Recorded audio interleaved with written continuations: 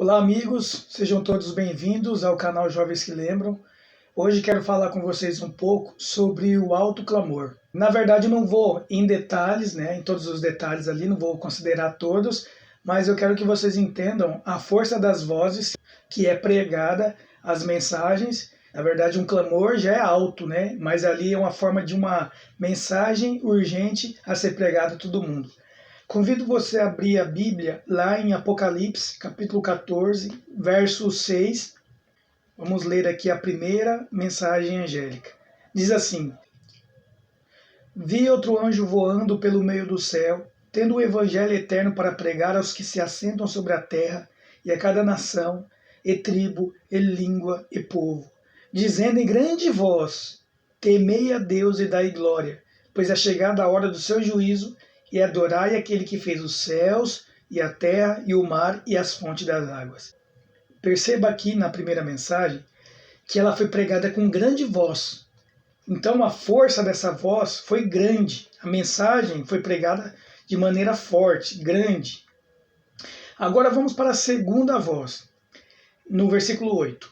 Seguiu-se outro anjo, o segundo, dizendo: Caiu, caiu a grande Babilônia, que tem dado a beber a todas as nações do vinho da fúria da sua prostituição. Então percebe que a segunda mensagem, ela não foi anunciada com grande voz. Então ela não foi como a primeira mensagem, que foi com grande voz, mas ela foi apenas dizendo.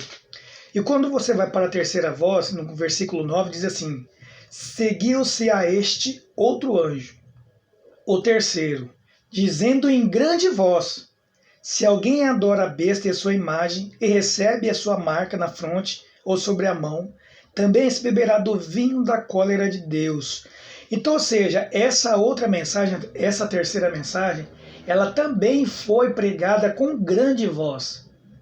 A primeira com grande voz, a segunda apenas dizendo, foi apenas dita, e a terceira com grande voz. Então perceba aí que a segunda mensagem ainda ela falta ainda ser pregada com grande voz. Eu trouxe aqui para vocês um escrito da Ellen White que diz assim: a primeira e a segunda mensagem foram dadas em 1843 e 1844. E encontramos-nos agora sobre a proclamação da terceira, mas todas as três mensagens devem ainda ser proclamadas. É simplesmente tão essencial agora como antes que elas sejam repetidas aos que estão buscando a verdade. Pela pena e pela palavra devemos fazer soar a proclamação, mostrando-lhes a ordem e a aplicação das profecias que nos trazem a mensagem do terceiro anjo. Não pode haver terceira sem primeira e segunda. Essas mensagens devemos dar ao mundo em publicações, em discursos, mostrando em termos de história profética as coisas que acontecerão e as coisas que hão de acontecer. Mensagens Escolhidas, volume 2, página dos 104 a 105. Então essas mensagens devem ser proclamadas todas juntas, a primeira, a segunda e a terceira. Só que o que acontece? A segunda mensagem ainda precisa ser cumprida. Como assim, Tiago? O que é a segunda mensagem? Nós lemos lá que o anjo apenas disse: Caiu, caiu a grande Babilônia.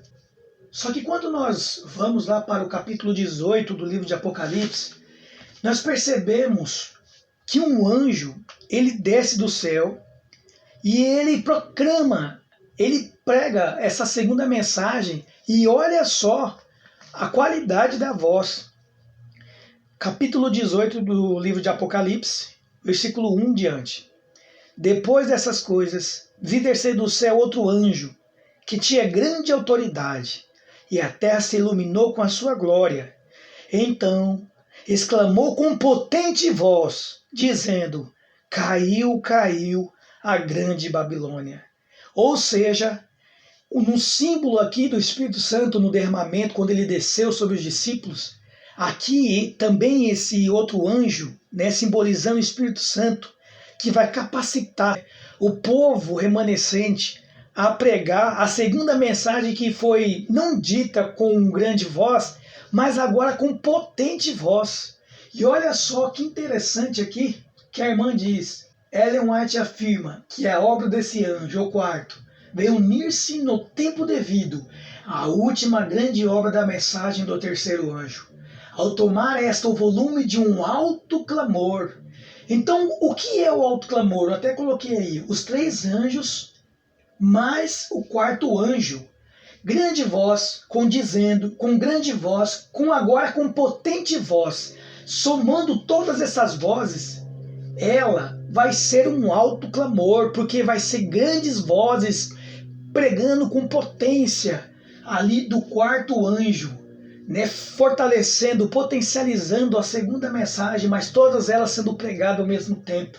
Então, a irmã diz que o quarto anjo ele vai se unir para pregar aí o clamor, né? O volume é de um alto clamor. Então, este é o conceito do alto clamor. São todas essas mensagens sendo pregadas com uma potente voz. Assim, a substância da mensagem do segundo anjo é novamente dada ao mundo pelo outro anjo que iluminou a terra com a sua glória. Essas mensagens confundem-se todas numa só, para serem apresentadas ao povo nos dias finais da história terrestre. Todo mundo será provado, e todos que houverem estado nas trevas do erro quanto ao sábado, do quarto mandamento, compreenderão a última mensagem de misericórdia que deve ser dada aos homens. Então, irmãos, a segunda mensagem ainda precisa ser cumprida. A segunda mensagem angélica está sendo proclamada desde 1844. Porém, ela não se cumpriu completamente naquela época, pois as condições da profecia não foram todas satisfeitas. A apostasia ainda não alcançou a culminância. A queda anunciada, por ser um processo gradual, será consumada somente na formação da imagem da besta, que é a união entre igreja e Estado. O cumprimento perfeito de Apocalipse 14:8 ainda está no futuro. Está aí no livro do Arilton, A Batalha Final, página 202. Né?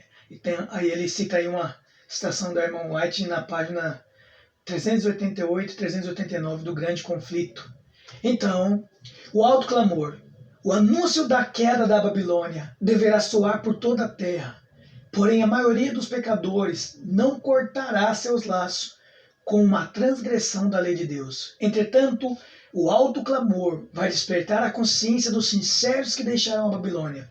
O mundo ímpio só se despertará acerca de sua culpa após o encerramento da graça. Isso tomará lugar durante as pragas. Então, o que acontece? Então, nós entendemos aqui o que é o alto clamor, que são todas essas mensagens sendo pregadas aí com potente voz. Então, o que ocorre aí? Vou só considerar algumas coisas aqui. Anjo, não foi dada ao anjo a pregação do evangelho. O apóstolo Pedro diz assim que os anjos, olha só o que diz lá em 1 Pedro, dizendo do evangelho, no capítulo 1, versículo 12. A eles foi revelado que não para si mesmos, mas para vós outros, ministravam as coisas que agora vos foram anunciadas por aqueles que pelo Espírito Santo, enviado do céu, vos pregaram o evangelho. Coisas essas que os anjos anelam prescrutar. Ou seja, essa missão não foi dada aos anjos. A missão de pregar o evangelho, ela foi dada ao povo, à igreja de Deus. Por isso que Jesus ele falou, ide por todo mundo pregando o evangelho, batizando em nome do Pai, do Filho e do Espírito Santo. Né? Então esse anjo aqui, na verdade, ele não pode ser um anjo literal. Ele é símbolo de um povo que prega o evangelho. E o evangelho eterno. E ali diz o seguinte, na mensagem do primeiro anjo, ele deixa bem claro que esse povo, eles pregam dizendo o seguinte, eles pregam o evangelho eterno, e esse evangelho eterno ele é pregado a todas as nações. Entenda uma coisa aqui, irmãos. É exatamente esse povo, esse remanescente que vai pregar o evangelho a todas as nações. Porque lá em Apocalipse capítulo 14, verso 6, diz assim, ó, vi outro anjo voando pelo meio do céu, tendo o evangelho eterno para pregar os que assentam sobre a terra, e a cada nação e tribo, língua e povo. Então será esse povo, esse remanescente que vai pregar o evangelho eterno, as boas novas da salvação para todo mundo. Porque Jesus disse que quando este evangelho do reino for pregada a todas as nações, então virá o fim. Ou seja, esse povo ele prega o evangelho eterno a todas as nações, então é um remanescente do tempo do fim que está pregando essas mensagens aqui. Pregando o quê? O evangelho eterno e pregando o juízo, a hora do juízo de Deus, e para o povo adorar aquele que fez os céus e a terra. Uma ligação forte lá com o mandamento do sábado.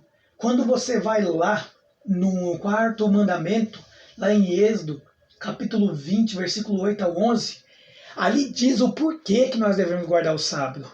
Porque Deus é criador, olha só. Lembra-te do dia de sábado para santificar. 6 dias trabalharás e farás toda a sua obra. Mas o 7º dia é o sábado do Senhor, teu Deus. Não farás nenhum trabalho, nem tu, nem o teu filho, nem a tua filha, nem o teu servo, nem a tua serva, nem o teu animal, nem o forasteiro das tuas portas para dentro. E por quê? Deus já deixou o porquê. Porque em 6 dias fez o Senhor Deus, né? Porque em 6 dias fez o Senhor os céus e a terra, o mar e tudo que neles há. E ao 7º dia descansou. Por isso o Senhor abençoou o dia de sábado e o santificou. Ora, então o próprio mandamento, Deus já deixou o porquê. Lembra-te, porque foi esquecido e porque seria esquecido. E o porquê que nós devemos guardar? Porque Deus é Criador. Por isso que nós devemos pregar essa mensagem ao mundo. Que Deus ele tem um dia, o memorial da criação. E se as pessoas entendessem o memorial, guardassem o memorial da criação, entenderiam que Deus é o Criador, que a criação foi criada em 6 dias, no 7º Deus descansou. Esse povo, eles sabem a hora do juízo. Que povo que vem proclamando chegou a hora do juízo? Ora, o povo adventista vem pregando que o juízo começou exatamente no dia 22 de outubro de 1844. Então, esse povo está até hoje pregando as mensagens. E não só a primeira, mas tem que ser pregada todas as mensagens. E você percebeu hoje por esse vídeo que há ainda uma mensagem a ser proclamada com potente voz. E Deus ele te convida hoje, te chama a voltar para os pilares das 3 mensagens, a voltar a estudar as 3 mensagens angélicas, que você possa fazer parte desse povo remanescente que proclama as verdades de Deus na terra. Que Deus te abençoe, compartilhe esse vídeo, inscreva no canal e até o próximo vídeo.